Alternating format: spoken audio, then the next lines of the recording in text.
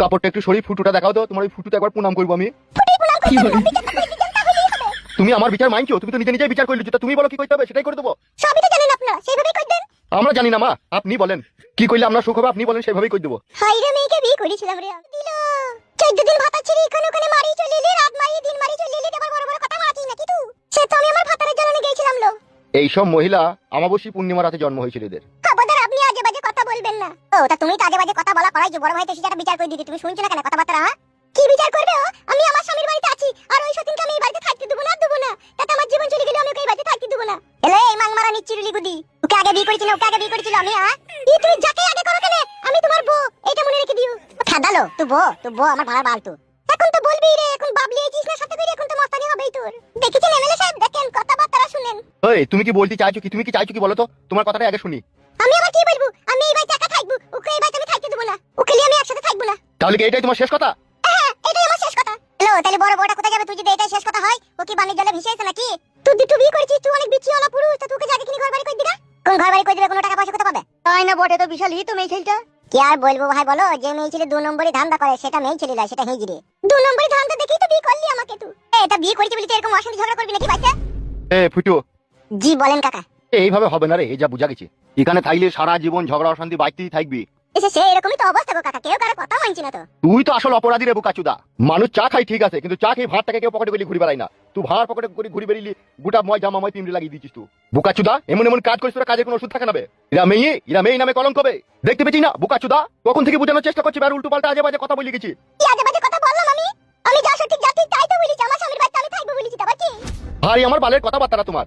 তুমি বাড়িতে একা থাকবা আর ওই মেয়েটা জায়গা হবে না নাকি? তাহলে ওই থাকুক এই বাড়িতে, আমাকে তাহলে অন্য জায়গায় জায়গা কিনে ঘর বাড়ি করে দেখ, আমি সেটা থাকবো। আর আপনি যখন বিচার করতে এসেছেন, লেজ্জ বিচার করতে যাবেন বলে দিলাম আপনাকে আমি। কি লেজু বিচার করবো? লেজুই তো বিচার করছি, লেজুই তো কথা বলছি। হ্যাঁ হ্যাঁ তাই করেন, লেজ্জ বিচার করেন। কিন্তু একটা কথা আমিও বলে রাখছি আপনাকে, হয় আমি এই বাড়িতে একা থাকবো, আর নাইলে আমাকে অন্য জায়গায় জায়গা কিনে ঘর বাড়ি করে দেব, আমি সেটা একা থাকবো। আমি ওই সতীনের সাথে সংসার করব না, করব না, করব না। ঠিকই বললো কাকা, তো আমার বসারাতেই হয়েছিল রে। আর তোর মাকে যে কাটে খুঁচা করেছে সে বিশাল বড় তান্ত্রিক ছিল। চুপ রে বালমুকু। তাহলে তুমি এই বাড়িতে থাকবে বলতে চাইছো নাকি? হ্যাঁ আমি এই বাড়িতেই থাকবো। এ ফুটু, হ্যাঁ বলেন কাকা। এই বাড়িতে হবে না রে। সে তো বুঝতেই পারছি কাকা। তাহলে এখন কি করবি? কি করবো কাকা, আমি তো গরিব মানুষ, আমার তো কোনো সামর্থ্য নাই যে কোনো জায়গায় একটা জায়গা কিনে আমি ঘর বাড়ি করবো। শালা বুদ্ধি কেমন গুদ্দুম করে মারি আমি। কি কাটে বাজারে লেগে গেল বলো দেখিনি? হ্যাঁ কি করবো ভাই বল, ভাগ্য খারাপ হইলে যা হয়। ভাই দিকে তাকাবে। বলেন কাকা।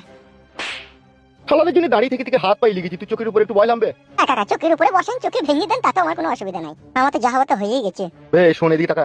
তুই যে ঘর বাড়ি যে তোকে করতে হবে, তোর কাছে টাকা পয়সা কত কি আছে? 16,000 টাকার মতো ক্যাশ আছে কাকা। আর কোথা কি আছে? ব্যাংকে কত আছে? ও ওইটাই, ব্যাংকে 16,000 টাকা আছে, তার মধ্যে আবার কালকে 800 টাকা ভাই করে এনেছিলাম। ছি ছি ছি, সহ্য করবে কে রে?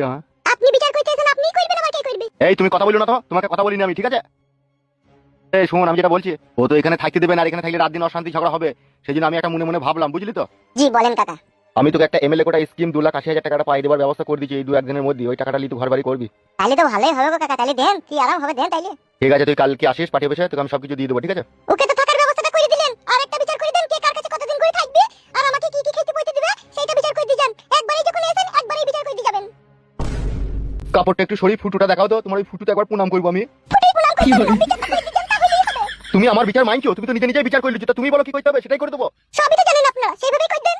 আমরা জানি না মা, আপনি বলেন কি করলে আমরা সুখ হবে, আপনি বলেন সেভাবেই করে দেবো। হাইরে মেয়েকে বিয়ে করেছিলাম রে আমি, জিন্দেগিটা সব আমার কুকুরের ঘু করে দিলি রে তুই। কে বলে তো শুরু বাবা রে।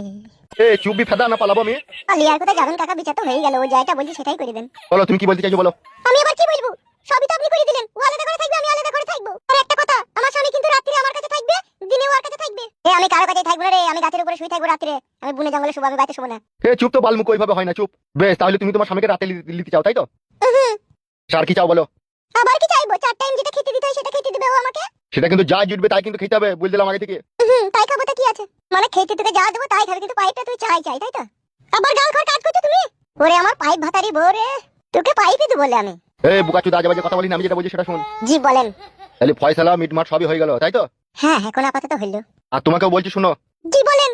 আরে ঘরকে আমি অন্য জায়গায় করে দেওয়ার ব্যবস্থা করছি, কিন্তু এই বউটা কিন্তু 1 সপ্তাহ এখানে থাকবে, এই 1 সপ্তাহ তোমাকে মেনে নিতে হবে, যাই বলো তাই বলো কিন্তু।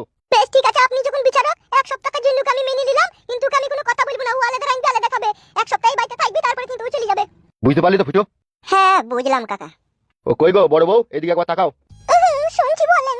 তাহলে ফয়সালা হয়ে গেল, তোমাকে 1 সপ্তাহের মধ্যে অন্য জায়গায় ঘর বাড়ি করে দেওয়া হবে, তুমি সেখানে থাকবে, ঠিক আছে? ঠিক আছে। কই রে, আমি চললাম, তুই পার্টি অফিসে ঘন্টা খানিক পরে আয়, ঠিক আছে? আমি তোকে সবকিছু ব্যবস্থা করে দিচ্ছি। বেশ ঠিক আছে কাকা।